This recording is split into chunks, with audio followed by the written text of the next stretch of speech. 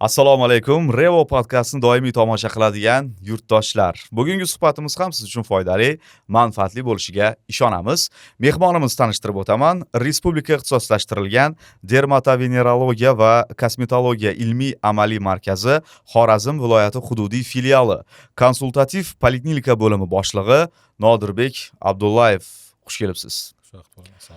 Nodirbek Davronbekovich, bugungi podkastdan ko'zlagan maqsadimiz, bilasizmi, aynan teri va tanosil kasalliklari hamda kosmetologiya mavzusida kengroq gaplashish, yurtdoshlarimiz uchun bilmaganlarini aytish va bilganlariga mulohaza bilan yondashishlarga yordamlashish.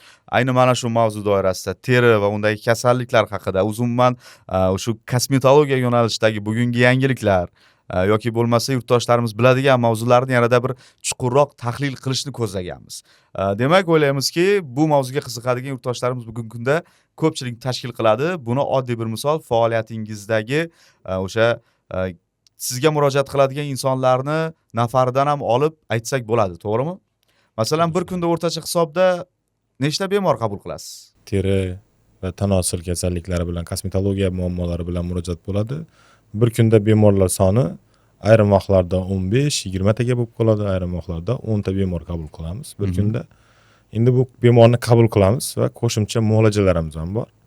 Qo'shimcha muolaja, fizioterapiya muolajalarimiz, zamonaviy apparatlar yordamida o'tkaziladigan muolajalarimiz ham bor.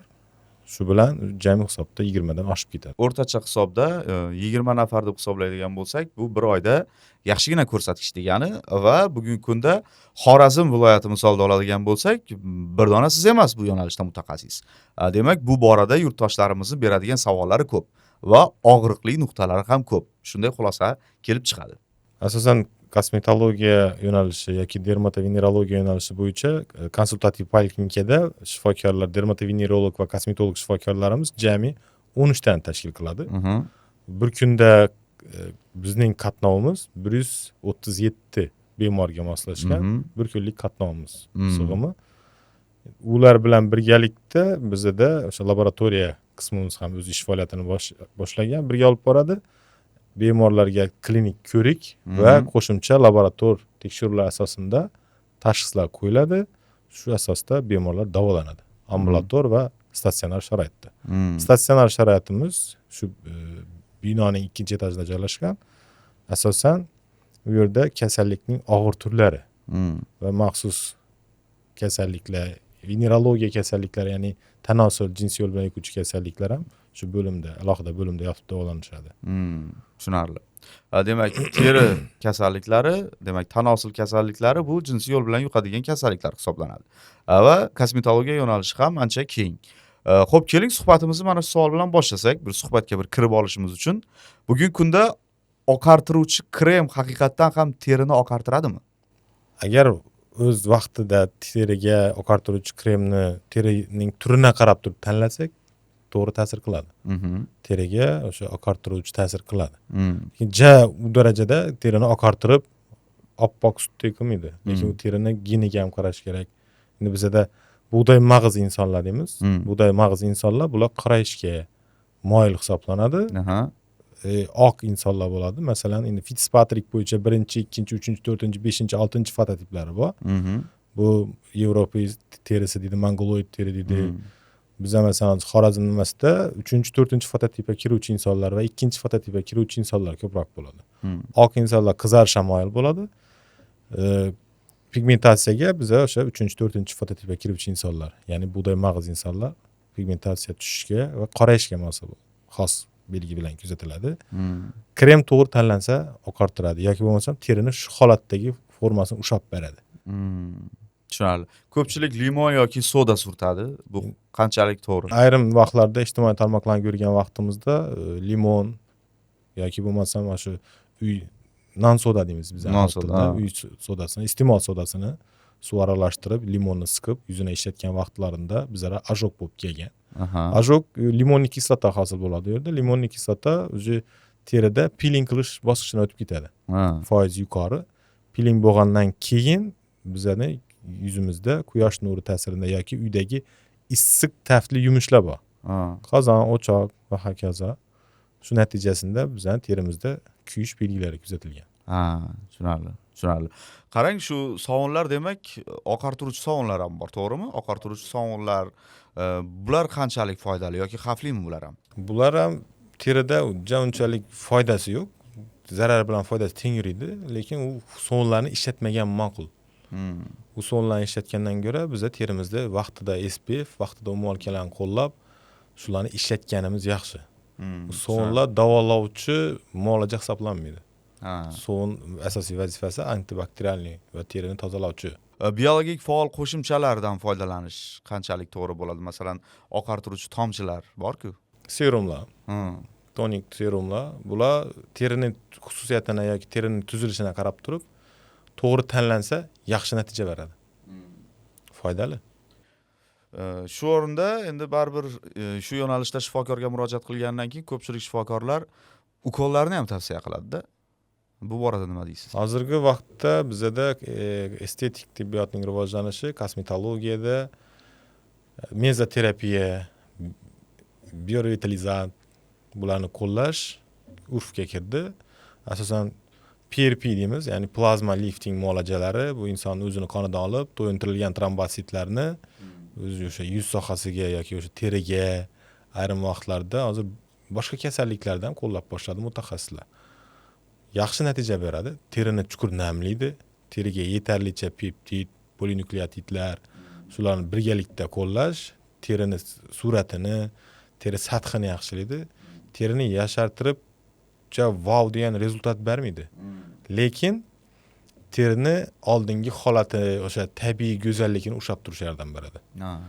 Muolaja oldim, lifting muolajalar bor, mezoterapiyalar teriga lifting beradi. Ayrim vaqtda bemorlardan ko'p eshitib qolamiz.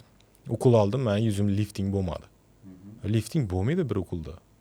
Vaqt kerak. 40 yilda olib turibmi bir ukulni, 50 yildami? Vaqt kerak. Vaqtga qarab turib, o'zi kamida minimum 3 ta muolaja tavsiya qilinadi. Kamida 3 ta muolaja. 14 kun oralikda. Uning uchun 1 oy, 1,5 oy vaqt ketadi. Teri 30 yilda yoki 40 yilda bitta muolaja olib turibdi. Vaqt talab qiladi. Natijalar yaxshi. Kundalik hayotimizda yuziga ko'p parvarishlab e'tibor beradigan insonlar atrofimizda ko'pchilik tashkil qiladi. O'zi aslida yuzni parvarishlashda to'g'ri yondashuv qanday? Masalan, ko'p yuvish foydalimi yoki bo'lmasa biz bilamiz, mana skrab qilish qanchalik to'g'ri? Shular haqida ham bir to'xtalib o'tsak. Yuzni ko'p yuvish uncha foydali emas. Chunki yuzni ko'p yuvgan vaqtimizda teridagi mikrobiota bo'ladi. Teri mikrobiotasi u normal holatda teri mikrobiotasida bakteriya ham yashaydi, zamburug' ham yashaydi, viruslar ham yashaydi. Biz uni tez-tez yuvsak, terining mikrobiotasiga ta'sir qilib qo'yamiz. Keyin terida qo'shimcha o'sha ikkilamchi infeksiyalarning hosil bo'lishiga sababchi bo'lamiz. Teri o'sha skrablar bilan, masalan, haftada bir marta yuvishimiz mumkin, butun badan yoki yuz. Muolajalarimiz bor. Muolajalar ham bo'linadi. Yog'li yuzniki alohida, quruq yuzniki alohida. Quruq va ta'sirchan yuzniki alohida muolajalariga bo'linadi. Pigmentatsiyali yuzlarniki bor. Ularniki alohida muolajalari bor, yuvishchi vositalari. Alohida turga bo'linadi. Asosan kunduz ertalab va kechqurun yuvish tavsiya qilinadi. Hamma narsasini tushuntirib joy-joyga qo'yib beradi. Tushunarli. Xodimlar. Yog'li terini namlantirish kerakmi? Agar yog'li terini biz haddan ortiq namlantirib qo'ysak, masalan, ayrim insonlar SPF tanlaydi. Kosmetika do'konlariga boradi, SPF ni oladi. Kosmetika o'sha sotuvchidan so'raydi, "Men yuzimga shu SPF tushadimi?" Sotuvchi nima qiladi? Sotadi? Sotadi. U tushsa bo'ldi, u sotishi kerak. Va tushadi, zo'r, chotki namlab beradi, namlaydi, yuzingiz qurib qolishdan saqlaydi deydi. Bemor uni oladi, surtadi. Keyin ma'lum bir vaqtdan keyin bizlarga murojaat qiladi. Men olgan SPF menga tushmadi. Siz tavsiya qiladingiz. Hop, SPF'ingizni aytgan. SPF ko'rgan vaqtimda chuqur namlovchi SPF beriladi. Lekin yog'li teriga namlovchi SPF berilmaydi. Uni o'zi maxsus oil degan SPFlar boshida oil degan yozuv bo'ladi. Bu maxsus yog'li yuzlar uchun tavsiya qilinadi, SPFlar tavsiya qilinadi. Nimaga degan vaqtda namlagan vaqtimizda u yerda husnbuzarni rivojlantirishimiz mumkin yoki unga sharoit yaratishimiz mumkin. Keyin bemorlarda asosiy kasallik yog'li yuz va husnbuzar rivojlanib ketadi. Tushunarli. Terini yuzidagi qatlamni tozalash bor, peeling deymiz. Buni uy sharoitida qilish to'g'ri bo'ladimi? Peeling oldin chistka bo'ladi. Chistka vaqtida yuz tozalanadi. Peeling bu terining bir qavatini ko'chirib tushirish yoki o'lik hujayralardan tozalash jarayoni hisoblanadi. Uy sharoitida biz o'sha skrablardan foydalanishni tavsiya qilamiz. Yengil skrab, lekin yuzi ta'sirchan, ish sharoiti og'ir yoki issiq novvoylar masalan pechga, povur oshpazlarimizga bu narsani tavsiya qilmaymiz. Uy sharoitida kimyoviy peelinglardan foydalanishni tavsiya qilmaymiz. Endi hozir marketing juda rivojlangan, kosmetologiyada ijtimoiy tarmoqlarni ko'rgan bo'lsangiz ham AHA kislota, BH kislota, trinoksamoviy kislotali serumlar yoki peelinglarni maqtab reklama bo'ladi. Bu reklama ko'pincha bizani chalg'ituvchi asosiy narsa bu yerda marketing. Bemor oladi, kislotani yuzina surtadi. Endi u peelinglarni bo'linadi. Suvda yuvib oladi, yana bu. O'zini maxsus kremini surtib, uni ta'sir samaradorligini pasaytiradigan peelinglar bor. Ularni birga qo'llash tavsiya etilmaydi. Asosiysi yuzdagi muolaja uy sharoitida ruxsat etilmaydi. Lekin hozir bizda teskarisi yengilroq. Asosiy maqsadim uy sharoitida sizga bir pasta yoki sizga bir krem tayyorlash o'rgataman degan chalg'ituvchi roliklar ko'p chiqmoqda.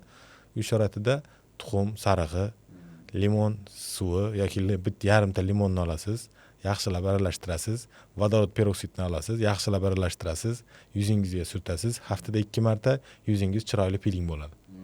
U yuzni chiroyli peeling qilmaydi, dabdala qiladi.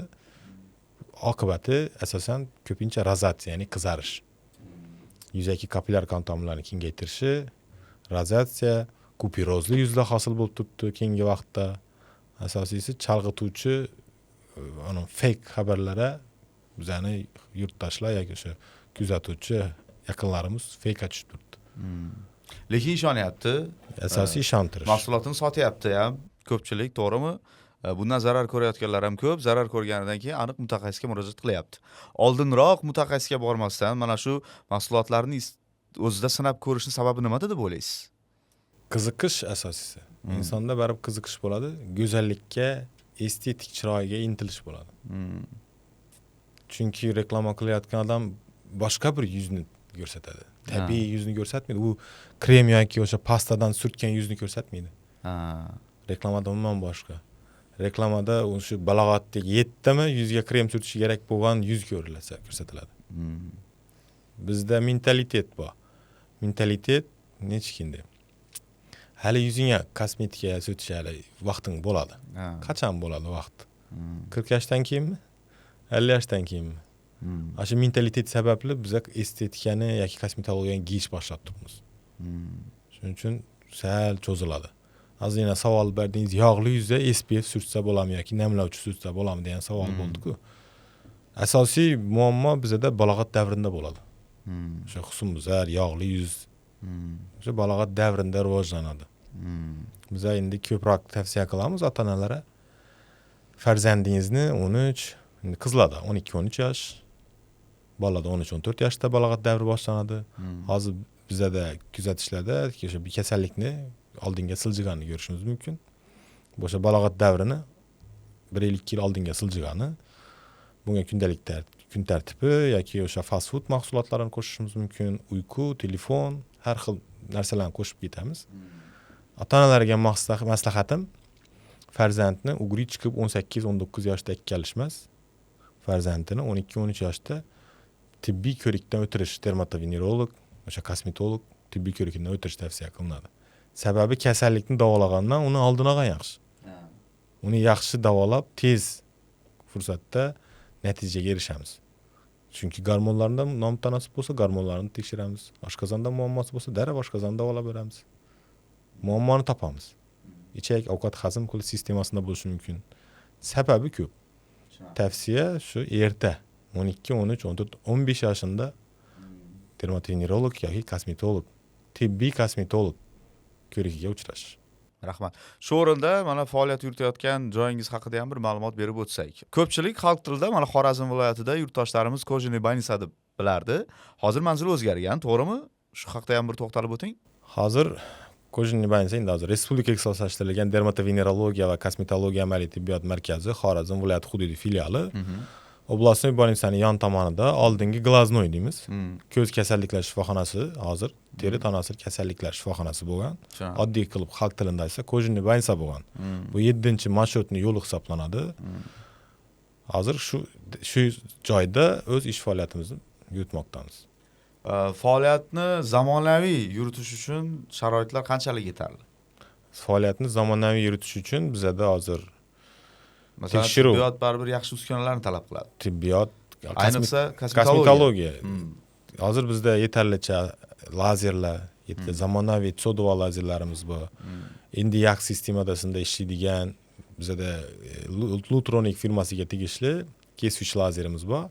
Bu terida butunligini buzmasdan teridagi muammolarni hal qiladi. hal qiladi. Buni nimaga so'radim? Chunki ko'pchilik davlat muassasalariga nisbatan ishonchi kamroq. Chunki xususiy kosmetologlarga murojaat qiladigan bo'lsam, unda zamonaviy texnikalar bor degan qaysidir boshqacha bir farazan bor odamlarda. Menimcha inkor qilmasangiz kerak. Bularda zamonaviy, bularda tekshiruv yaxshi, bularda ishim osonroq bitadi degan tushunchalar bo'ladi.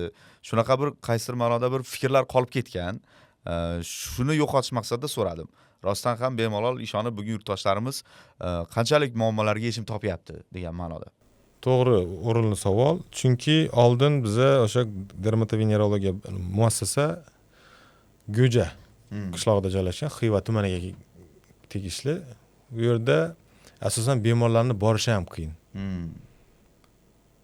Borgandan keyin u yerda asosiy muhit, sharoit, svet, gaz va hokazo baribir qiynalgan oddiy holda. Endi ayrim masalan bemorlar qo'shni viloyatlardan keladi. Qoraqalpog'iston, Amudaryo tumanlaridan. O'zlarimizda masalan Gurlan deymiz. Urgan shaharga keladi. Yana bitta mashina minib Go'jaga boradi tekshirish uchun. Hozir biz shahar markazidamiz. Bizda yetarlicha asbob uskunalar, lazerlar, yangi zamonaviy tekshirish apparatlari, masalan yuz analizatorlari bor, yuz sohasidagi muammo uchun. Dermatoskop, trikoskop apparatlarimiz bor. Bular yetarlicha tekshiradi va kerakli xulosani beradi. Tashxis qo'ymaydi, xulosa beradi. Unga asoslanib shifokorlar tashxis qo'yadi va to'g'ri davolash taktikasini yuritadi. Laboratoriya nimalarimiz ham yangi zamonaviy apparatlar olingan, zamonaviy tekshirish usullarida tekshiriladi. Laboratoriyamiz ham ishonchli. Hamma narsamiz shu muassasani o'zida joylashgan. O'zida. Endi zamonaviy fizioterapiya bo'limimiz ham bor. Zamonaviy fizioterapiya bo'limimizda ozon, vlog, darsanval, highlight svetlarimiz bor, infraqizil nurlarimiz soch to'kilishda ishlatiladi. UVB lampalarimiz bor, tuval lampalarimiz bor. Bularning hammasi zamonaviy hisoblanadi. Hammasi o'sha million dollarlik deymizmi? Million uskunalar hisoblanadi. Endi suhbatimiz yanada qiziq, yanada bir odamlar uchun foydali, muhim ma'lumotlarni beradigan nuqtasiga ham kelyapmiz. O'zi umuman bu yo'nalishda hamma mavzu muhim, lekin shaxsan meni ham qiziqtiradigan bitta savollar bor bu yerda tayyorlab qo'yganimiz. Birinchi navbatda mana shu husnbuzarlar, biz ugri deymiz, to'g'rimi? Husnbuzarlarni siqish mumkinmi yoki yo'q? Husnbuzarlarni o'zini bosqichi bor. Bosqich masalan birinchi husnbuzar rivojlanishida birinchi bosqichda bizada yog' bezlarida gipersekresiya boshlanadi. Bu endi balog'at davri bilan 12-13 yoshda boshlanadi. Gipersekresiya vaqtida serum chiqadi, teri yuzasiga yoyilishi kerak. U ter bezi bilan aralashib, vodniy lipidniy mantiyani hosil qilishi kerak. Terida himoya qatlamini hosil qilishi kerak. Endi bizada gipersekresiya bo'lib turibdi. Kundalik chang, o'lik hujayralar, yuzimizdagi kir, bular hammasi birga qo'shiladi-da, oksidlanadi. Oksidlangandan keyin o'sha yog' bezi og'zi, ya'ni pora deymiz, poralarimiz yopiq holatga o'tadi. Ya'ni komedon hosil bo'ladi, ochiq komedon. Bu bosqichda ham o'zi ayrimlarda masalan hafta, 10 kun, 20, 1 oy, 2 oy, 3 oy bosqichdan o'tadi. Bu bosqichdan o'tgandan keyin bizada keratinizatsiya jarayoni bor. Porani ustini keratinizatsiya jarayoni sababli yopadi teri. Yopilib qoladi. Ochiq komedon endi yopiq komedonga o'tadi. Yopiq komedonga o'tgandan keyin bu joyda serum dimlanadi. Anaerob sharoitda yiring rivojlanishni boshlanadi. Stafilokok, Endi o'sha yog' bezi mexanik ta'sir tufayli siqishimiz mumkin yoki bo'lmasam o'sha uxlagan vaqtda telefonda gaplashgan vaqtda mexanik travma berib qo'yishimiz mumkin husnbuzarga. Unda o'sha yog' bezining yorilish hisobiga serum atrofdagi to'qimaga tarqaladi. Bu yog' hujayra uchun, teri uchun yot narsa hisoblanadi. Chunki uni yog' bezi taniydi. Endi bu yerda stafilokoklar keladi yordamga, himoyaga. Keyin bu bosqichda biza ko'rib turgan husnbuzar, yiringli husnbuzar hosil bo'ladi. Yiringli husnbuzar bosqichda biza ugrini siqishimiz mumkin emas. Sababi yiringni qonga o'tib ketishini ta'minlab beramiz. Yoki mexanik travma natijasida bu yerda infiltratni yanada ko'proq rivojlantirib qo'yamiz. Shishlanib. Shuning uchun ugrini bosqichiga qarab, to'g'ri bosqichda, to'g'ri sharoitda, lekin uy sharoitida sizni yuzingizni piling qilishni o'rgatamiz degan feyklarga ishonmasdan to'g'ri mutaxassisga borishni tavsiya qilamiz. Shunda oldinroq siqish kerakmi? Oldinroq komedon yoki o'sha yopiq komedon bosqichida to'g'ri parvarishni yo'lga qo'yishimiz kerak. To'g'ri parvarish. Masalan, men barmog'imda qilib siqamizki. Yo'q, u barmoq bilan siqish mumkin emas, chunki travma natijasida terida pigmentatsiyani yuzaga keltirishimiz mumkin yoki qizarishlar qolib ketishi mumkin. Terini ortiqcha siqish mumkin emas. O'zining maxsus so'ntlar yordamida, maxsus apparatlar, vakuum deymiz, ultrazvukovoy apparatlar bor. Shular yordamida ishlasa bo'ladi. Uy sharoitida siqish keyin uni ko'payishiga ham sabab bo'ladimi? Shunaqa Uy sharoitida siqqan vaqtimizda endi shaxsiy gigiyena qoidasi asosiy rol o'ynaydi. Uy sharoitida muassasa kasalxona ichi infeksiyasi asosiy rol o'ynaydi. Uy sharoitida baribir gigiyena qoidalariga rioya qilmaydi. Bir husnbuzarni siqish keyingilarni ko'paytiradi degan fikr to'g'rimi? To'g'ri. Chunki shu yerdagi stafilokok, streptokok yoki korinobakterium deymiz, bularni ko'paytirishga sabab bo'ladi. Travma natijasida bitta joydan ikkinchi joyga o'tkazib qo'yamiz. Ikkinchi joyga o'tkazib qo'yamiz infeksiyani. Shuning uchun uy sharoitida siqish yoki ugrini siqish bu natija emas. Natija emas. Natija emas. Shundan keyin har xil teshikchalar paydo bo'lib qoladi terida, to'g'rimi? Bularni yo'qotsa bo'ladimi, yopsa? Hozirgi zamonaviy kosmetologiya yo'qotsa bo'ladi. Zamonaviy kosmetologiyada lazerlarimiz bor. Mezoterapiyalarimiz bor. Keyinchalik xavfli emasmi? Zararli emasmi? Zararsiz muolaja hisoblanadi, zararsiz. Tushunarli. Qarang, keyin qora nuqtalar bo'ladi terida, yuzda. Bular qanchalik xavfli? Bularni butunlay yo'qotsa bo'ladimi? Teridagi qora nuqtalar bular o'sha ochiq komedon hisoblanadi. Yog' bezini oksidlagan, o'sha serumning oksidlangan qismi komedon hisoblanadi. Bularni yo'qotish zarar emas, foyda. Chunki uning oqibatida ugri rivojlanadi. Oqibatida o'sha sharsimon deymiz, ya'ni kistozning formada konglobatli husnbuzarlarimiz bor, og'ir kechadi. Asosan chandiqli asoratli bilan qoladi. Yana bir savolim bor edi. Qarang, kremlar bilan ham husnbuzarlarni o'rnini davolashga qiziqadiganlar bor. Masalan, biz bilamiz, husnbuzarning izlarini krem bilan davolash niyatida yuradigan insonlar bo'ladi. Bu qanchalik to'g'ri? Kremlar to'g'ri tanlansa, shu sohada masalan qizarish kuzatilib qoladi ayrim vaqtlarda, ugridan keyin qizarish. Ko'pchilik nima qiladi? Niasinamid ishlatiladi. Niasinamid hozir Instagramda bor. Kengaygan poralarni toraytirish uchun niasinamid, pigmentatsiya uchun vitamin C kremlarimiz, serumlarimiz va hokazo brendoviy nomlarni uncha esimda qolmagan. Shularni qo'llash tavsiya qilinadi. Hozir niasinamid qo'llab qo'ysak yog'li yuzga, porasi torayib qoladi. Pora toragandan keyin ichkaridagi serum battar zastoy bo'lib boshlaydi. Bu ugrini yanada rivojlanishini olib keladi. Shuning uchun biza o'sha niasinamidlarni mutaxassis tavsiyasiga ko'ra qabul qilishlarini so'rab qolamiz. O'zboshimchalik yuz parvarishi uyda bo'lmaydi. Chunki yuz tashqi ko'rinish, go'zallik, chiroy, tovarniy vid. To'g'ri. Albatta hamma jabhada o'zi mutaxassis baribir mutaxassis hisoblanadi. Keling endi shu o'rinda suhbatimizni keyingi qismi bu muolajalar bilan bog'liq bo'lsa, ya'ni biz muolajalarga bir chuqurroq to'xtalsak. Masalan, mezoterapiya haqida bilamiz. Bu teri ostiga foydali moddalar yuborish muolajasi. Buni necha yoshdan boshlash kerak?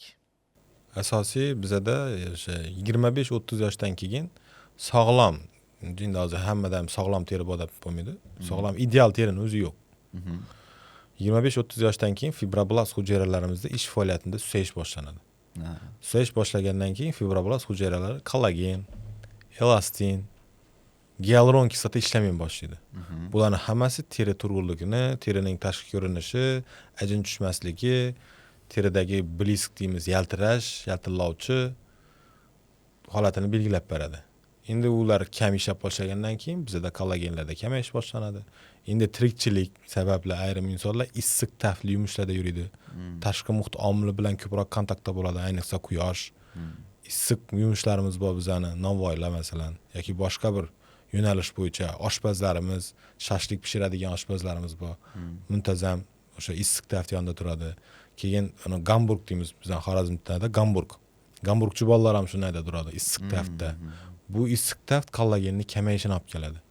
Kollagenni erishini olib keladi. Kollagen erigandan keyin teri osti qavatida yoki terida suvsizlanishga olib keladi. Suvsiz teri ajin tushishiga moyil hisoblanadi. Suvsiz teri pigmentatsiyaga tushishga moyil hisoblanadi. Suvsiz terida sezuvchanlik oshib boradi. Hammasi bir-biriga bog'liq jarayon. Endi endokrin muammolarimiz ham bor bizning, endokrin sistemasida yetishmovchiliklarimiz bor. Stress muammo. Hozir hammada stress bor. Hammada kredit bor. To'g'ri. Bular qo'shilib boradi. Rivojlanib, kasallikning rivojlanishini olib keladi. Endi mezoterapiyalarni qo'llash, to'g'ri yuzni holatiga qarab turib, to'g'ri mezoterapiyalarni tavsiya qilish, masalan, yog'li yoki husnbuzarli yuzga biz namlovchi berib bilmaymiz. Uni rivojlantirib qo'yamiz. Даже kremini berib bilmaymiz. Rozatsiyali, kupirozga moyil, sezuvchan teriga aknega qarshi mezoterapiyalarni qo'llab bilmaymiz. Sabab battar qiladi. Akne husnbuzar. Akne husnbuzar endi. Tushunarli. Shu kollagen ichish terini yoshartiradi degan bir fikrni eshitganman. Kollagen hozir birinchi asosiy reklamning holatida turibdi. Marketing juda kuchli bo'lgan kollagen. Hozirgi vaqtda to'g'ridan to'g'ri kollagen tavsiya qilinmaydi. Sabab tekshiruvdan o'tish kerak. Chunki hozir ko'pchilik holatlarda bizda tekshiruvlarimizda asosan Helicobacter pylori ko'proq tekshiruvlarimiz plus natija berib turibdi. Titri oshgan hisoblanadi, musbat natija beradi. O'zi normada foydali, ovqat hazm qilishda ishtirok qiladi.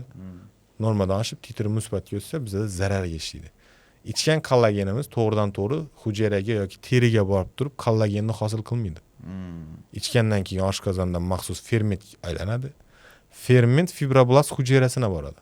Fibroblast hujayrasina borib kollagen ishlab chiqar. Elastin ishlab chiqar. Uyg'on degan komandani beradi, bo'ldi. To'g'ri kollagenni iste'mol qilish go'zal bo'ldi emas. Lekin kollagen kerak bizga. To'g'ri ichki qotib yotgan bemorlar bo'ladi, masalan. Kolitim bor meni deydi. Yoshlikdan kolitim bor deydi. Yoki bizda tug'ma deydi, yoki genetikamiz shunaqa bizning hammamizni ichimiz qotadi deydi. Oddiy qilib Xorazm shivasida aytganda. Bularga kollagen berganning foydasi yo'q. Chunki bir haftadan bir katta hojatga boradigan bemorlarimiz bor. Bir haftadan bir katta hojatga boradi, endi uni tasavvur qiling, chiqib ketishi kerak bu axlat bir hafta ichakda turibdi. Kollagen nereye ketadi? Uchun kollagenni to'g'ri tavsiya shifokor nazorati ostida tekshiruvlardan o'tib bersak zo'r natija beradi. Rahmat. Hozir ko'pchilik uchun bir qiziqarli faktni ham aytib o'tamiz va bu ham qaysidir ma'noda muhim ma'lumot. Buni hamma oldin to'g'risi siz bilan suhbatdan oldin shaxsan o'zim ham bundan xabarim yo'q edi. Biz ham shunday o'ylaganmiz. Juda ko'pchilik mana botoks bilan fillerni bir-biridan farqini bilmaydi. To'g'rimi? Shu haqida bir ma'lumot berib o'tsak. Botoks o'zi nima? Botoks bu botulina toksin hisoblanadi. Asosan mushaklar bilan, mushaklarni o'sha nerv aksamplari deymiz. Aksamlarni bloklash yoki falaj qilish natijasida bizani mushaklarimizni, ya'ni mimik mushaklarimizni ish faoliyatini cheklab qo'yadi. Endi kerakli doza qilinganda, ayrim vaqtlarda mimika ham yo'qolib ketadi. Doza oshirib borish yoki tochkasini xato belgilash bu botulina toksin hisoblanadi. Gipertonusda turgan mushakimizni yoyish hisoblanadi. Endi botoks degani botoksning labga aloqasi bormi? Labga bu xato fikr. Botoks mavzusida ijtimoiy tarmoqlarda bir xalqimizga xato fikr singib qo'ygan. Xalqda botoks desa lab tushunadi. Botoks bu mimik ajinlar yoki mimik muskullar, muskul deymiz. Mushaklarni falajlovchi terapiya hisoblanadi. Ish faoliyati cheklanadi. Muzlatadigan-da. Muzlatadi, falaj bo'ladi. Hmm. Mushaklar labga uriladigan narsa bu filler hisoblanadi. Ha. Gel, oddiy qilib shevada aytsak, gel hisoblanadi. Bir-biri bilan umuman boshqa narsa. Lekin botoks desa hamma labni chishirishni, labni botoks qildiribdi deb asosiy narsa botoksda qolib ketgan. Teskari. Lekin bu aslida filler deyiladi. Filler, gel deyiladi. Shuna teri ostiga to'ldiriluvchi modda yuborish. Teri ostiga o'sha labga yoki kosmetik defektlari bor, yoki jag'i yo'q, yoki ajinlarda sinishlar yoki operatsiyadan keyingi chandiqli holatlar, muskullarni singan chuqurni to'ldirish hisobiga o'sha geldan foydalanadi. Tushunarli. Demak, o'zi umuman mana shu fillerlar deb aytamiz endi. Hozir biz o'zi boshda botokslar demoqchi edik. Shu teri ostiga to'ldiriluvchi modda yuborish keyinchalik yuzni cho'zib qo'ymaydimi? Hozirgi kosmetologiyadagi fillerlar asosiy qismi gialuron kislotasidan iborat. Foizi baland, konsentratsiyasi yuqori bo'lgan gialuron kislotasi ishlatiladi. Bular o'sha vaqt o'tishi bilan fillerning turi yoki brendidan qarab turib 1 yil, 1,5 yil, 2 yilgacha turib keyin so'rilib ketadi. Terida so'rilib ketadi. Oldingi fillerlar, oldingi fillerlarga qaraganda so'rilish yuqoriroq. Oldingi fillerlar urilgan vaqtida o'sha so'rilmaydi. Silikon hisoblanadi. Silikonlar qo'yilgan oldingi kosmetologiyada. Ko'pchilik san'atkorlar oldingi o'sha kosmetologiyadan foydalangan, kosmetologiya muolajasidan olgan san'atkorlar yuzida o'sha deformatsiyalar, noxush belgilar paydo bo'lgan. Lekin hozirgi kosmetologiyada bu ilmiy asoslangan, ilmiy isbotlangan muolaja yoki o'sha preparatlar qo'llanilmoqda hozir. Tushunarli. Bunaqa xizmatlar, bunaqa shu xizmat desak ham to'g'ri bo'ladi. Bunaqa muolajalar bugungi kunda shu markazda bormi, muassasada? Muassasada bunaqa muolajalar hozirgi kunda foydalanilib, bemorlarga o'sha qo'llanilmoqda. Tushunarli. Endi kosmetologik muolajadan keyin quyoshdan himoya vositasini ishlatish kerakmi, ishlatmaslik kerakmi? Kosmetologik muolajadan keyin yoki chiska, lazer muolajasidan keyin yoki o'sha yuzga mezoterapiya muolajasidan keyin SPF o'sha quyoshdan himoya qiluvchi kremlarni yuz turiga qarab turib ishlatish tavsiya qilinadi. O'zi muolaja bo'lsin yoki bo'lmasin, insonlarga 4 faslda ham SPF dan foydalanishni tavsiya qilamiz. Faqat yozda emas. Faqat yozda emas, 4 fasldan SPF surtishni tavsiya qilamiz. Sababi quyoshning infraqizil yoki ultrabinafsha nurlari teriga nojo'ya ta'sir qilib qo'yadi. Ya'ni teridagi o'sha pigmentatsiyani kuchaytirib qo'yishi mumkin. Terining rak kasalliklarini olib kelishi mumkin. Bazalioma, melanoma degan kasalliklarning rivojlanishiga sabab bo'ladi. Shuning uchun biz SPF ni muntazam surtishni tavsiya qilamiz. SPF yaxshi ilmiy asoslangan SPFlardan foydalanishni tavsiya qilamiz. Tushunarli. Foydali ma'lumotlar bo'layotgan bo'lsa, yurtdoshlarimizdan so'ragan bo'lardik. Izohlar yozing. Albatta, bu biz uchun foydali, biz uchun manfaatli deb hisoblasangiz, o'zingizni yana qo'shimcha savollaringiz bo'ladigan bo'lsa, bering. Va yana agar bugungi suhbatda ochilmagan mavzular bo'ladigan bo'lsa, mutaxassislarimizni yana studiyamizga taklif qilib, yana savollaringizga javob berishga har doim tayyormiz. Tabiiyki, izohlar bunda bizga yordam beradi va obuna bo'lmagan yurtdoshlarimiz bo'lsa, obuna bo'lsin va birinchi navbatda like bosing. Bu Revo podcast loyihasini davomiyligiga xizmat qiladi. Xo'p, suhbatimizni davom ettiramiz. Bilasiz, shu o'rinda tanishtirib o'taman. Bugungi mavzuyimiz, e'tibor bergan bo'lsangiz, teri tanosir kasalliklari va kosmetologiya doirasida bo'lmoqda. Foydali ma'lumotlar bo'lyapti. Respublika ixtisoslashtirilgan dermatovenerologiya va kosmetologiya ilmiy amaliy markazi Xorazm viloyati hududiy filiali bo'lim boshlig'i Nodirbek Davronbekovich bugun biz bilan. Endi shu quyosh uchun surtiladigan kremlar bor. Undan tashqari umuman kremlar har xil turi bo'ladi. Masalan, qimmati, sodda qilib aytadigan bo'lsak, arzonrog'i, hamyonbobi. Kremlarni qimmati ham gohida foyda bermaydigan holatlarga ko'p duch kelgan yurtdoshlarimiz bor. Bunga qanaqa izoh berasiz? Kremlarni qimmat krem oldim yoki qimmat SPF oldim, 1 million, 2 million degan ayrim vaqtlarda bu terining turidan qarab to'g'ri tanlanmagan kremlar hisoblanadi. Hozir boya aytdik, yog'li, quruq, sezuvchan kombinirованный, ya'ni aralash terilar yuzda egalari bo'ladi. Bularga kremlar to'g'ri tanlanishi kerak. Agar to'g'ri tanlanmasa, teriga yuzima tushmadi mani krem deydi bemor. Yuzima tushmadi. Bu nojo'ya oqibatlar ham olib kelishi mumkin. Shuning uchun yog'li teriga yog'li SPF'larni, o'sha yog'ni kamaytiruvchi kremlarni, serumlarni tavsiya qilamiz. Sezuvchan teriga terini sezuvchanligini kamaytiruvchi, terini tinchlantiruvchi kremlar tavsiya qilinadi. Yuz terisidan kelib chiqqan holda 100% домашний уход qilish kerak. Домашний уход biza qilmaymiz. Biza mentalitetimiz shunaqa. Kosmetologiya yoki o'sha kosmetik vositalardan foydalanasan desa 40 dan keyin, 30 dan keyin hali foydalanishga vaqt bor. Yuzingga, labingga pomada surtmabsan, foydalanishga vaqt bor. Vaqtida foydalanib boshlash kerak.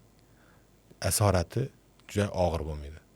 Asorati teri osilib, sinib, ajin tushib qolmaydi. Yengil, chiroyli, yasharib, blisk berib, ya'ni yaltirab turadigan yuz bo'ladi. Odamlarning iqtisodiy sharoiti yaxshilandimi yoki kosmetologiya hozir modaga kirdimi? Nima deb o'ylaysiz? Oldin bunchalik e'tibor berilmagani sababi nima mutaxassis sifatida? Nima deb o'ylaysiz? Oldin e'tibor berilmaganligi, oldin ham e'tibor berilgan. Hozirgi kunda biza urfga chiqardik. Estetik tibbiyot yoki estetik kosmetologiya. Hozirgi kunda odamlarda ham iqtisodiyat yaxshilashdi. Kosmetologik preparatlarni byudjetniy variantdagilari hosil bo'ldi.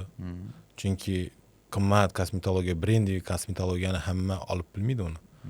Hozirgi kunda bozorga qarab tovar chiqarib boshladi. Bozorga qarab mahsulot, bozorga qarab o'z xizmatini tavsiya qilib boshlashdi. Hozir bizda ham o'sha qimmat preparatlar bor, arzon preparatlar bor. O'shani turiga qarab tavsiya qilinadi. Kosmetologiya bu qimmat muolaja hisoblanadi. Oddiysi ham qimmat hisoblanadi ayrim insonlar uchun. Chunki 5 barmoqdan emas, hamma qimmat preparatni olib bilmaydi. Hamma qimmat SPFni olib bilmaydi. Lekin yuziga to'g'ri keladigan krem yoki SPF yoki ukollarni tavsiya qilamiz olishni. Arzon ekan deb SPF olib ketmaslik kerak. SPFlar bor, 35 ming so'm SPF bor. 35 ming so'm SPF olib, muammoli teriga ishlatadigan SPF emas u. Muammosiz teriga ishlatadigan SPF. Hozir mana kosmetologlarning faoliyati ancha ko'p, kengaygan va birinchi navbatda har xil kosmetolog borda. Masalan, ilmlisi ham bor, faqat reklamaga ishlayotganlari ham uchrab turadi. Oddiy inson, bemor, yuzini yaxshilamoqchi, davo olmoqchi, chora ko'rmoqchi, yaxshi kosmetolog bilan faqatgina marketingga ishlayotgan kosmetologni nimasi bilan farqlaydi? Asosida diplom. Tibbiy kosmetolog diplomi bo'lgan odam javob marketingga ishlamaydi. Sabab uning orqasida diplomi turadi. Biron bir xatoni qilib qo'ysa, diplomdan kechadi. Diplom olib qo'yiladi uni. Chunki o'sha vrachlar malakasini oshirish instituti bergan uni. U uchun o'qigan.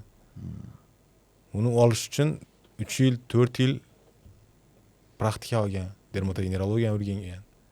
Dermatolog yetuk mutaxassis bo'lib, stajiga ega bo'lib, keyin tibbiy kosmetologiya diplomini olgan. Tibbiy kosmetologiya diplomi olgan o'sha vrach yoki shifokor standart asosida ishlaydi. Standartdan chiqmaydi. Nima qiling degan savol berganda, standart asosida murojaat shikoyatini aytadi. Yuzdagi dog' yoki husnbuzarga shikoyat qilib keldi. Xo'p, husnbuzar kasalligini qanday tekshiruv usuli tekshirasan? Standart bo'yicha men tekshiruvlarni o'tkazaman. Licheniyada nima qilasan? Licheniyada standart protokolda men yozib qo'ygan. Shu licheniyani qildim. Xo'p, fizioterapiya, mezoterapiya hamma standartda yozilgan. Standart asosida ishlaydi. Tibbiy diplomi bor yoki tibbiy dermatovenerolog, tibbiy dermatokosmetolog. Kelgan bemorga to'g'ridan to'g'ri PRP yoki to'g'ridan to'g'ri mezoterapiya qo'llanilmaydi. O'zining bosqichlari bor. Keldi, sirazi cheesecake olmaydi yuz. Yuzingni cheesecake qilamiz, tozalaymiz, zo'r peeling qilamiz, ugri chiqmaydi. Yoki men plazma PRP terapiya o'tkazaman, zo'r bo'ladi. Yo'q. To'g'ridan qilinmaydi. O'zining bosqichi bor, etapi bor. Tekshiramiz, sababni topamiz. Kurs licheniyani boshlaymiz. Kasallikning tuzalish bosqichida PRP, tuzalish bosqichida cheesecake, peeling, mezoterapiya kombinatsiyada lazer muolajalar bilan birga boramiz. To'g'ri keldi, ketdik PRP qilamiz, yo'q. Kelgan mijozga pul keldi deb qaramaslik kerak. Asosiy maqsad shu. Rezultatga ishlash kerak. Xulosa qiladigan bo'lsak, diplomsiz kosmetologlar ham ko'pmi shunda hozir? Hozir estetik kosmetologlar ko'paydi. Estetik kosmetologlar inyeksiya bilan ishlamasligi kerak. Asosida inyeksiya bo'lmasligi kerak. Estetika bilan shug'ullansa bo'ladi, ruxsat etiladi. Lekin uni mezoterapiyalar, igna muolajasi sabab ishlataversin, bizning qarshiligimiz yo'q. Ko'za kunda emas, gununda sanadi deydi. Ma'lum bir vaqt oladi. Ayrim kelgan bemorlarimiz kosmetolog o'sha salon kosmetologlari, estetik kosmetologlardan mezoterapiya, filler muolajalarini filler urdirib kelganlar. Kapillyar yoki kanallar tushib qolishi yoki ma'lum bir qon tomirini bosib qo'yishi natijasida trofikaning buzilishi, nekroz rivojlanishi shikoyati bilan kelganlar. Chunki nekroz rivojlandimi, u yerda chandiqli bitish bo'ladi. Yoki to'qima shu yerda yo'qolib ketadi. Bo'ladi. O'lik holatda bo'ladi. Shuning uchun biz ko'proq tekshiramiz. Ularga borish yoki bormaslikni taqiqlab bilmaymiz. Chunki ular ham o'z ish faoliyatini yuritib turibdi. Tanlov o'zida. Tanlov o'zida. Har kim xohlagan tibbiy maslahatini olish huquqiga ega. Tushunarli. Rahmat fikrlar uchun. Terini qanaqa teri ekanligini uy sharoitida odam o'zi aniqlasa bo'ladimi? Yo shartmi mutaxassisga borish? Terini uy sharoitida mutaxassis ko'proq o'qitilgan bo'ladi. Endi o'zlari ham biladi, men terim yog'li deydi. Yaxshi kelgan vaqtimda qiziqish sifatida ham tekshirganmiz. Apparatimiz bir qiziqsin. Meni yuzim yog'li deb keladi. Endi bemor o'zi murojaat bo'lmaydi. Yonida kimnidir olib keladi. Keyin apparatni ko'radi-da, yuz analizator, men terim yog'li, menga nov foyda beradi, nov sursam bo'ladi degan savol beradi. Qiziqish maqsadida keling tushib ko'ramiz, shunga qarab sizga tavsiya beramiz deb tushirgan vaqtimizda uni terisi quruq bo'lib chiqqan. Mana shu yerda xato. Tushunarli. Meni yuzim yog'li dedi. Endi T zona, U zona bor. T zonada masalan yog' bo'lishi mumkin. Lekin u yetarli yog' emas. Shuni hisobini ham olishimiz kerak. Uy sharoiti tavsiya qilmaymiz. Tekshirishni, aniqlashni. Rahmat. Endi keling mana shu onkologik ogohlik mavzusini ochsak. Bu ham birinchi jiddiy va foydali mavzu, qaysidir ma'noda ko'pchilikka. Har qanday toshma allergiyami? Har qanday toshma allergiya emas. Sabab terining yuqumli kasalliklari bor. Bular ko'rgan vaqtimizda allergiya fonida turadi. Ko'pchilik bemorlarimiz allergiya davolanmaydi. Ko'pchilik bemorlar diazolin, suprastin, dimidrol preparatlarni uy sharoitida qabul qilib yuradilar. Lekin bu yuqumli kasallik bo'lib chiqadi. Ayrim kasalliklarimiz bor, allergiya emas. Autoimmun kasallik. Tushunarli. Qichishish ham har doim allergiya belgisi emas demak. Qichishish ham allergiya belgisi emas. Yuqumli kasallikni bizning tilda ko'proq ko'tir kasalligi deydi. Chesotka. Bu ham kuchli qichish bilan kechadi. Lekin allergiya emas. Allergiyaga qarshi dorilar iste'mol qilgan vaqtimizda qichish umuman qolmaydi. To'g'ri. Sabab teri ostida o'sha skabis kanasi deymiz, harakatlanadi va oziqlanadi tungi vaqtda. Tushunarli. Endi keng tarqalgan bir mavzu, bu ham bo'lsa odamlar ko'pincha noto'g'ri tushunadigan, noto'g'ri tahlil qiladigan kasalliklar haqida bir gaplashsak, bulardan biri masalan mana psoriaz. Aytdik, terining tangachalanishi bilan kechuvchi surunkali kasallik, to'g'rimi? Bu yuqumlimi? Psoriaz yuqumsiz. Lekin nasldan naslga o'tish ehtimoli juda yuqori. Yuqmaydi. Nasldan naslga o'tish ehtimoli yuqori. Bugun yoki otada psoriaz bor, farzandida psoriaz bo'ladi degan termin ham noto'g'ri. Lekin autoimmun kasallik. Asosan keltirib chiqarishida ko'p nazariyalar turadi. Infeksion, virusologik, endokrin, bir qancha nazar, nevrogen nazariyalar. Masalan, kuchli stress ham psoriazni rivojlantiradi. Hozirgi kunda Coviddan keyin bu kasallik qo'zib oldi. Coviddan keyin shu 60 yoshgacha yoki 50 yoshgacha psoriaz bo'lmagan insonlar psoriaz chiqib qoldi. Xavflimi bu? Bu asosan xavfsiz kasallik, lekin psoriazning asorati xavfli. Ya'ni psoriaz artropatiyasi bu turni o'sha bo'g'imlarda kontrakturalarni yuzaga keltiradi. Bo'g'imlardagi cheklovlar yuzaga keladi, og'riqlar, kuchli og'riqlar kuzatiladi. Bu asorati xavfli. Tushunarli. Noto'g'ri davolash ham xavfli bo'ladi. Ya'ni gormon bilan. Gormon bilan davolanmasligi kerak. Gormon bilan davolanmasligi kerak. Chunki ayrim vaqtlarda bemorlar murojaat bo'ladi muassasada gormon olgan bemorlarimiz. Hozir bilamiz, diprospan desa hamma o deydi. Diprospan urgan vaqtda zo'r rezultat beradi. Psoriazni 3 kunda yo'qotib yuboradi. Tushunarli. Lekin u psoriazni boshqarib bo'lmaydi. Keyinchalik. Terini yallig'lanishi bor, ekzema. Bu butunlay tuzaladimi? Ekzema kasalligi bu allergen kasallik hisoblanadi. Allergen nasldan naslga o'tuvchi, qo'zg'atuvchisi deyarli men bu allergen hisoblanadi deb bilmaymiz. Chunki ekzema so'zining ma'nosi qaynayotgan olov, ya'ni suv degan ma'noni bildiradi. Chunki qichish vaqtida kuchli suv ajralishi, pilchirashlar kuzatiladi. Asosan bizda hozir endi ko'pchilik yengil yuvuvchi vositalar o'tib ketdik. Parashoklar, gellar, jiddiy millalar, har xil sovun, gel, для dush. Bular ko'proq hammasi ximikat. Ximikatdan foydalanish, allergen mahsulotlarni iste'mol qilish bu kasallik kuchayishini olib keladi. Endi undan keyin iziga stress qo'shilib ketadi, ko'p omillar sabab bo'ladi. Tushunarli. Zamburug' infeksiyasi ko'proq qanday yuqadi u? Zamburug' kasalliklari endi ayrim yengil formalari bor, havodan ham yuqadi, changdan ham yuqadi. Masalan, kirni yuvdik, tashqariga quritishga yoydik, keyin oldikdan to'g'ri kiyib ketdik. Bo'ldi, zamburug' tushadi. Ya'ni разноцветный lishay. Hozir ancha ko'paygan emas shu. Hozirgi vaqtda ko'paygan. Endi tashqi muhit omili, ya'ni shaxsiy gigiyena qoidalariga rioya qilmaslik, terining o'zining himoya funksiyasini pasayishi, u ham yuqadi, tanlab yuqadi. Kimning terisida himoya funksiyasi past bo'lsa, lishay, разноцветный lishay bo'ladi. Xotinda erida bor, xotinida yo'q bo'ladi ayrim vaqtda, xotinida bor, erida yo'q. Bu terining himoya funksiyasiga bog'liq. Hamma gap aylanib immunitetga borib taqalaveradi. Hozir davolash qiyinlashganmi zamburug'ni? Hozirgi kunda davolash qiyin emas, lekin uni surunkali formalari ko'paydi.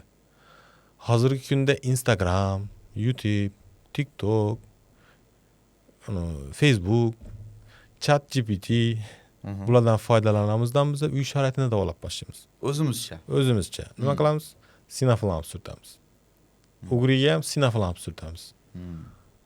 Bu sinoflam gormonal mask hisoblanadi. Terida atrofiya keltirib chiqaradi. Keyin bizning terimizda atrofiya boshlanadi. Kasallik surunkali davriga o'tadi. Endi preparatlarni qo'llagan vaqtimizda tavsiyalarga to'liq amal qilmaymiz. Shaxsiy gigiyenani tutmaymiz. Rivojlanadi kasallik. Tirnoqda ham bo'ladi zamburug'.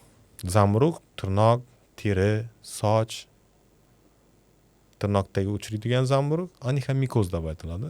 Bu o'sha tirnoq tanasi yoki plastinkasiga yemirilish hisobidan ketadi. Bu tibbiy chorasiz ham o'zi ketadimi tirnoqdagini? Tirnoqdagi shunaqa deb eshitgandim-da men. Tibbiy chora asosiy tibbiy aralashuvni talab qiladi.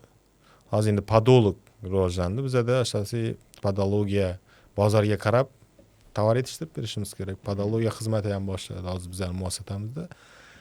Podolog bu tirnoq bilan ishlaydi. Tirnoqdagi o'sha zamburug'limi yoki tirnoq distrofiyasining buzilishi natijasida gap chiqqan holatmi? Kasallikning asosiy sababini topishimiz kerak. To'g'ri tanlangan taktika to'g'ri natija beradi. Lekin hozirgi qisqacha har bir mavzu bo'yicha qisqacha javob bo'lib turibdi. Bu har alohida mavzu bo'ladi. To'g'ri. Har bir kasallikning o'zining klinik turlari bor. Psoriazni ham, ugrini ham o'zining klinik turlari bor. Har kimda har xil ugri chiqadi. Har kimda har xil psoriaz turi bo'ladi. Har kimda har xil zamburug'li kasalliklar bo'ladi. Hozir go'rashchi bolalar o'zi lishay degandan men kallama chiqqan lishay deb o'zi darrov natib boshlaydi. Keyin vaqtida lishay hech narsa emas o'tib ketadi. Lekin uni asorati bor. Vaqtida sochdami? Vaqtida davolash kerak. Tavsiyami? Sochni oldirish kerakmi? Oldirish kerak. Sabab boshning to'liq qismini egallab olishi mumkin. Keyinchalik biz ko'p aytamiz ota-onalarga, farzandingizda psixologik nuqson bo'lib qoladi, nuqson bo'ladi. Vaqtida oldiring, tavsiyalar to'liq bering, yotgan holatda davolaning, vrach nazoratida bo'ling. Endi ota-onalar hozir ko'pincha ishini, oila tashvishi, ish muammolari, pul topish kerak va hokazo tirikchilik sababli yengil elpib qarab qo'yamiz va kasallikni surunkali formaga o'tirib beramiz. Natijada boshni ma'lum bir qismida soch bo'lmaydi. Chunki zamburug' soch folikulasini yeb yo'qotadi. Oddiy qilib aytganda, yo'qoladi. Soch yo'q, chandiqli holat hosil bo'ladi. Tushunarli. Keyin uni tengdoshlari shapkasini olib otib uradi. Darsda to'ppi kiyib o'tiradi. Oladidan bir jo'rasi keyingisini otib beradi. Yoki qiz bola bo'lsa, u qiz bola yana o'zini chegaralaydi. Psixologik invalid bo'ladi bola. Sog'lom, tashqi kosmetik defekt hisoblanadi. Shuning uchun vaqtida, har bir kasallikni vaqtida oldini olgan yaxshi. Rahmat. Ko'pchilik uchun yana bir mavzu bor. Qaysidir ma'noda savollar ko'p bo'lgan mavzulardan biri bu vitiligo haqida gaplashsak-da, mana terining ayrim joylarida pigment yo'qolishi. Birovlar aytadi yuqumli deydi, ha? Birovlar yo'q, umuman yuqumli kasallik emas bu deydi. Shu haqida bir ma'lumot bersak, bu mavzu ham menimcha ko'pchilikka qiziq. Vitiligo kasalligi autoimmunniy kasallik. Nasldan naslga o'tish ehtimoli buni ham juda yuqori, lekin yuqmaydi. Yuqumsiz kasallik hisoblanadi. Vitiligo kasalligida autoimmun degan sababi bizani o'sha qonimizda himoya funksiyasini bajaruvchi leykositlarimiz bor. Leykositlar biza melanitsitlarimiz va ular melaninni hosil qiladi. Har kimning o'ziga xos teri rangini beruvchi melaninni hosil qiladi. O'sha leykositlar, limfositlar terining himoya funksiyasini, o'sha organizm himoya funksiyasini bajaruvchi antitela, antitanachalar atakani melanitsitga beradi. Natijada melanin ishlab chiqarish to'xtaydi. Oddiy qilib tushuntirganda, kodi to'g'ri kelmaydi. Hozir bizani militsiyalarimiz doktorlar urib yurganning gap. Ko'chada o'g'rini qolib, doktorlar urib yurganning gap bo'ladi. Xuddi shunday ataka bo'ladi melanitsitlara. Melanitsitlarni yeb yo'qotadi, lekin shu natijasida shu sohada melanin hosil bo'lmaydi. Autoimmun jarayon deganda teskari jarayon bo'ladi. Organizmning o'zini hujayralarini yo'qotilishi qaratiladi. Bakteriya yo'qotilishi qaratilmaydi. O'zini hujayralari yo'qotiladi, natijada bizda pigmentatsiya buzilishi kuzatiladi. Oq dog' hosil bo'ladi. Tekshiruvlarda ko'pchilik holatlarda analizlarimiz ijobiy chiqadi. Ayrim vaqtlarda endi salbiy bo'ladi. Ko'pchilik eshitib, so'rab, surishtirib o'tirgan vaqtimizda bemorlarning asosiy stress bilan bog'liqligi, naslda yo'qligi. Ayrimlar keladi, otamda bor, onamda bor. U ham 20-30 yoshgacha bo'lmaydi. Unda ham asosiy omil stress. Demak, asosiy omili agar nasllar o'tmasa stressmi? Asosiy stress. Natijasida ko'pchilik a'zo va sistemalarda yetishmovchilik bo'ladi. Hammasiga biz hozir stressni bog'lab turibmiz. Teskari jarayonda hosil bo'lishida. Davosi hozir kunda bor. Davolab turibmiz. Zamonaviy muolajalardan o'sha melansitlarni ko'chirib o'tkazish amaliyoti bor. U Toshkentda markazimizda. Melansitlarni ko'chirib o'tkaziladi. Terida ungacha 1-2 kurs lecheniya bilan ham o'zgarishlar yaxshi. Ijobiy o'zgarishlar bor. Bu yoshga qaramaydi-a? Vitiligo endi tug'ma bo'lmaydi, orttirilgan bo'ladi. Tug'ma bo'lmaydi, orttirilgan. Tushundim, rahmat. Husnbuzar faqat o'smirlarda bo'ladi degan fikrga qanchalik qo'shilasiz? Husnbuzar hozirgi kunda yosh katta 30, 35, 40, 45, 50 yoshli ayol va erkakda birga uchrab turibdi. Bu ekologiyami sababi? Buning natijasida endi pushti husnbuzar degan kasalligimiz bor. Pushti husnbuzar asosan 40-45 yoshdan oshgan gormonal narashinasi bo'lgan insonlarda ko'proq kuzatilardi. Bu narashinasi bo'lgan ayollarda ko'proq kuzatilardi. Hozirgi kunda o'sha pushti husnbuzar 30 yoshdan 25 yoshdan uchrab turibdi. Hattoki 18 yoshdan uchrab turibdi bu kasallik. Antibiotik bilan davolash qanchalik to'g'ri? Antibiotik bilan davolash kasallikni bosqichiga qarab. Papula bosqichi bor, ya'ni o'sha papula pustulyos bosqichi bor. Pustula bu yiringcha degan ma'noni bildiradi. Papula bu tuguncha. Tuguncha bosqichida biz mahalliy qo'llaymiz. Pustula bosqichini o'tgandan keyin o'zi yiring hosil bo'ldimi, umumiy antibiotiklarni berib boshlaymiz. Ya'ni ichiladigan yoki uriladigan mahalliy mishni, venni uriladigan antibiotiklarni berib boshlaymiz. Kasallik turidan qarab belgilanadi davo muolajasi. Yiringli kasallik yo'qmi, unga antibiotik mahalliy beramiz faqat, umumiy bermaymiz. Masalan, yillar davomida kosmetologga murojaat qilib yurgan insonlar borda, yillar davomida shu yuzini husnbuzarlardan tozalash maqsadida. Bu yerda davolash noto'g'ri bo'layotgandan dalolat beradimi yoki davosi yo'q deb xulosa chiqaradimi? Davolash Yo'q, davolash noto'g'ri. Ular qaysi muolaja turidan yoki qaysi bosqichda husnbuzarni Davolayotganiga qanday bog'liq. davolatgani bog'liq. Masalan, keldik bemor taktika qanday? PRP yoki mezoterapiya qiladi husnbuzarga qarshi va домашний уход berib yuboradi. Uyingda o'zing. Uyingda o'zing yuzingga olasan. Bemor uyina boradi, uyda yuzini yuvadi, piling qiladi. Pilinglarni ham qo'shib beradi. Shuni olib kelgan. Hattoki yozilmagan. Birinchi, ikkinchi, uchinchi deb qo'yibdi nomer bilan. Olib, ko'rib, o'sha preparatni noliki yo'qmi, yozilmagan. Nechta grammlab berdi. Yozish kerak, grammlab bersam yozish kerak. To'g'ri, hammani budjeti yetarli emas. To'liq olishi. Gram ham yaxshilan vaqt yetadi. Biza 15 gram mozni 80 ming, 90 ming olib turibmiz hozir. 30 gram masalan ko'p vaqt yetadi. Prosta pilingni uy sharoitini beradi. Pilingni uyga berish mumkin emas. Mol kam bersa bo'ladi, serumni bersa bo'ladi, SPF kremlarni bersa bo'ladi. Kasallikning kelib chiqishini o'rganmay qo'llab turibdilar ko'pchilik kosmetologlar. Endi kosmetolog deb yozib qo'yibdi. Lekin tibbiy salohiyat kasallikni kelib chiqishi uchun qanday omil sababchi bo'ladi, uni o'rganish kerak, topish kerak. Muammo faqat yuzda emas. Yuz yoki teri bu tashqi belgi yoki bo'lmasam ko'zgu. Terining ko'zgusi hisoblanadi. Ichkaridagi ichki organlarning ko'zgusi. Qayerda qanday o'zgarish bo'lib turibdi. Masalan, ya'ni asosiy mavzu bugungi husnbuzar bo'ldi. Agar sizda peshonangizda husnbuzar bormi, sizda uyqu yaxshi emas yoki stress. Shunaqa roliklarni ko'rganmiz. Tushunarli. Lekin nimaga burnimda yo'q? To'g'ri. Xo'p, yaxshi. Agar sizdagi muammo bormi, ko'krak ostingizda yoki ko'krak orasingizda ham toshmalar bilan keladi. Kurak sohangizda yoki jag qismingizda toshma bormi, sizda gormonal nolishini yoki telefon. Ayrimlari chiqadi, husnbuzarning yangi turi aniqlandi deb. Husnbuzar avvalab bo'lgan-ku.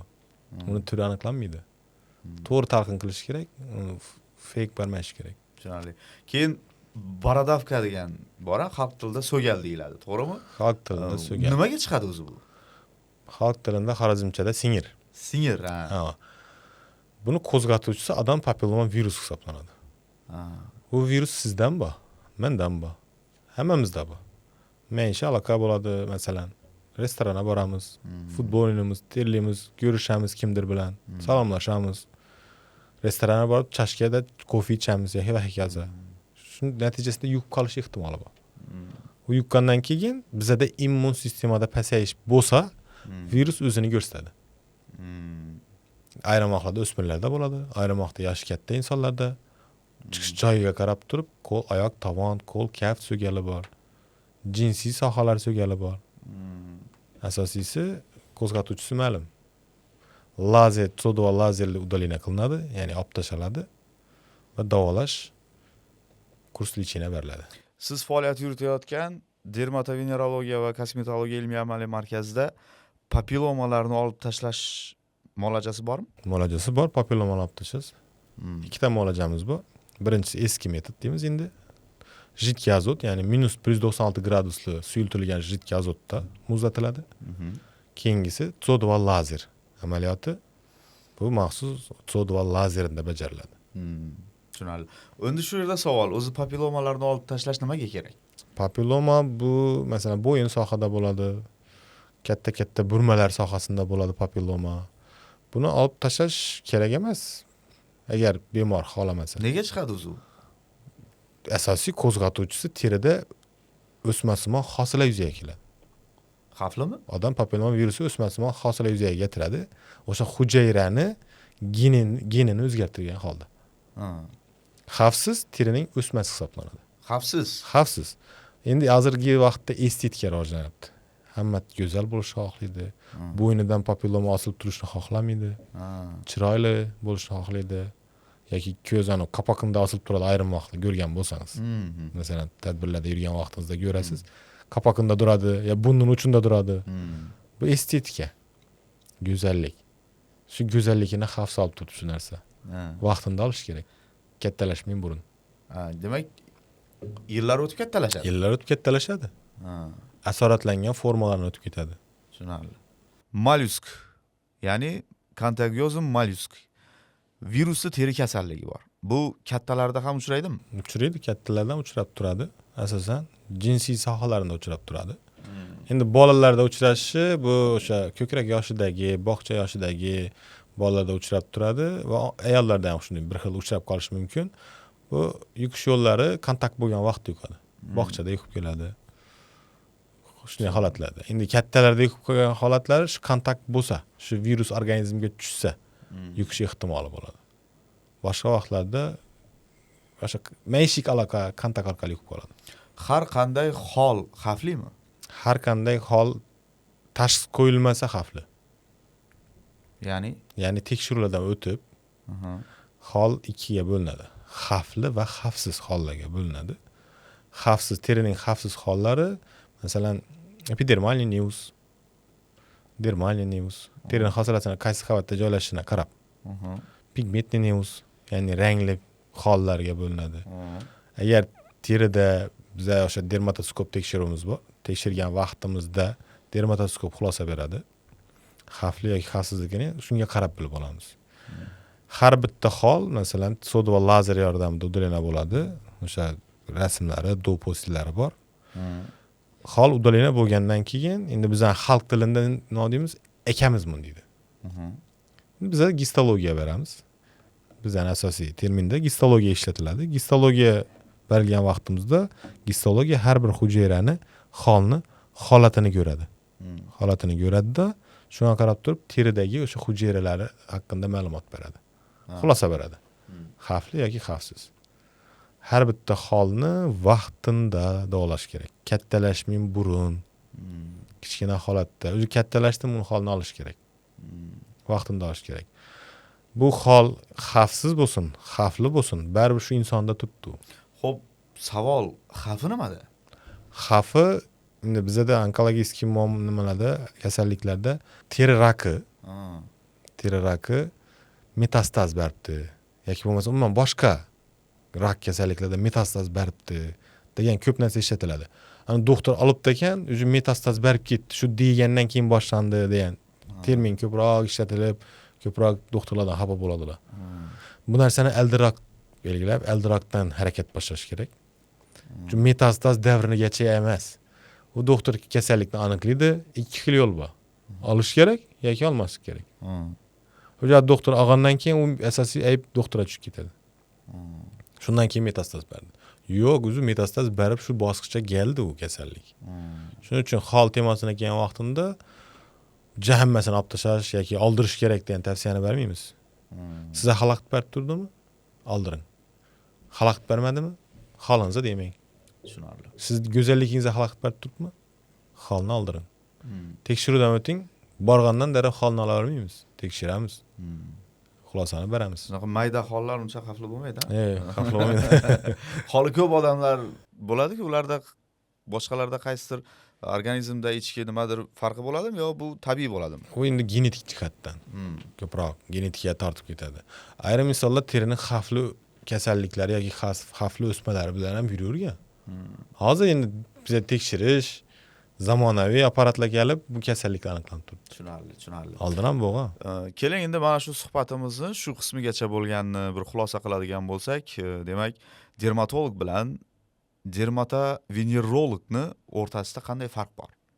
Dermatolog bu teri kasalliklari bilan shug'ullanadi.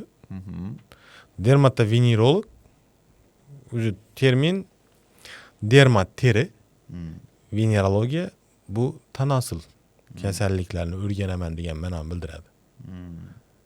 Teri tanosil kasalliklari shifoxonasi degan gap shundan. Dermatovenerologiya. Endi hozir zamonaviy yo'nalishlar dermatokosmetolog.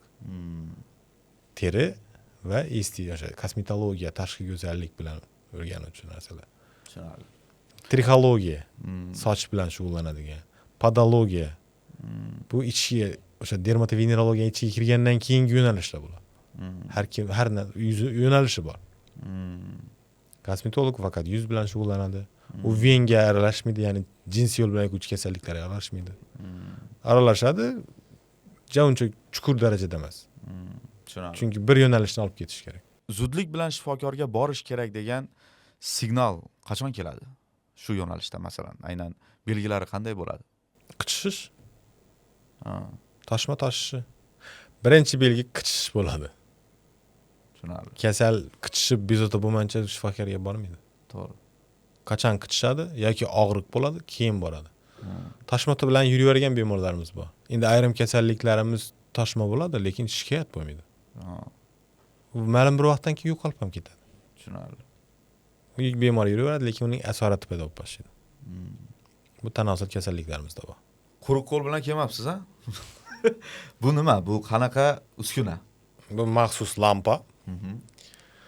Asosan terining toshma elementlarini kattalashtirgan holatda maxsus LED chirog'ida kattalashtirib beradi. Va o'ziga xos wood lampasi bor. Wood lampa bizada ayrim yuqumli kasalliklarimiz, terining zamburug'li kasalliklarida maxsus svet yordamida qorong'u xonada tekshiriladi. Laborator tekshiruvlarda masalan bemorlar yuvingan holda mexanik ta'sir natijasida kelgan bo'ladi. Tekshirgan vaqtda laboratoriyada hech narsa chiqmaydi. Maxsus lampada tekshirgan vaqtimizda asosiy teridagi holatni ko'rishimiz mumkin. Tushunarli. Bu tashxis qo'yishda juda katta yordam beradi. Yuzdagi melazma, xilazma, dog' kasalliklarini tekshirgan vaqtimizda melazmani qaysi zonada joylashgani, vitiligo kasalliklarimizda tekshirgan vaqtimizda o'zini nur bilan terini holatini ko'rsatib beradi. Chunki vitiligo bor, tug'ma dog' bor. Gipopigment tug'ma dog'larimiz bor. Farqini ko'rsatib beradi. Keyin quruq streptodermiya kasalligimiz bor. Bizning xalq tilida damratga deydi. Bu damratkani ko'rgan vaqtimizda ham qaysi sohada joylashganini ko'rishimiz mumkin. Bu asosiy yordamchi. Tushunarli. Dermatovenerolog yoki dermatokosmetologning asosiy yordamchi ish quroli. Rahmat fikrlar uchun. Hozir biz siz bilan birgalikda qaysidir ma'noda yurtdoshlarimizni qiziqtirayotgan juda ko'p savollarga javob topdik desak bo'ladi. Qimmatli ma'lumotlar ham bo'ldi. Bular uchun birinchi navbatda Nodirbek Davronbekovich sizga alohida rahmat aytamiz. Endi siz bilan yana bitta suhbat tashkil etsak, rejalashtirsak, bu suhbat davomida aynan mana shu devrotovenerologiyani keyingi qismi bor. Bu ham bo'lsa o'sha jinsiy yo'l bilan yuqadigan kasalliklar. Bu boradagi og'riqli nuqtalar va undan tashqari yana ochishimiz kerak bo'lgan mavzularimiz bor. Shularga to'xtalsak va qaysidir ma'noda yana bir foydali suhbat menimcha zarar qilmaydi. Nima deysiz? Agar shu bizani tomosha qilib turgan hamyurtlarimiz o'zlarini qiziqtirgan savollarni kommentariyada yozib, qaysi kasalliklar haqida kengroq yoritib berishni, o'zlarini qiynab kelgan savollar bo'lsa, kommentariyada yozsinlar. Biz bu yana bir video rolik olishni rejalashtiramiz. Albatta. Asosiy nima qiynayotgan savollarni yozsa, biz tayyormiz javob berishga. Rahmat sizga. Albatta o'ylaymizki, yaxshi savollar bo'ladi va shu savollardan kelib chiqib ham yana bitta podkast, yana bitta suhbat o'tkazamiz. Chunki bu mavzuni o'zi keng mavzu, bu katta mavzu va bu mavzu ham menimcha ko'pchilikka qiziq bo'ladi. Biz bilan suhbat davomida aynan Respublika ixtisoslashtirilgan dermatovenerologiya va kosmetologiya ilmiy-amaliy markazi Xorazm viloyat hududiy filiali konsultativ poliklinika bo'limi boshlig'i Nodirbek Abdullayev bo'ldilar. Sizga alohida rahmat aytamiz. Demak, istalgan vaqtda sizga bemorlar dushanbadan shanbagacha murojaat qilishlari mumkin, to'g'rimi? Jumagacha. Jumagacha. Demak, dushanbadan jumaga o'zlarini shu muammolari bilan bemalol murojaat qilishlari mumkin. Har doim davo choralarini qo'llashga tayyorsiz. Xudo xolasa, murojaat qilsalar, tekshiramiz. Asosiy tashxis qo'yiladi, keyin davo choralari. Tushunarli. Standartdan chiqmagan holda. Rahmat. Salomat bo'ling. Sizga keyingi faoliyatingizda omad tilaymiz. Rahmat. Hurmatli Revo podkast tomoshabinlari, bugungi podkastimiz ham nihoyasiga yetdi va siz uchun foydali bo'ldi degan umiddamiz. Xayr, salomat bo'ling.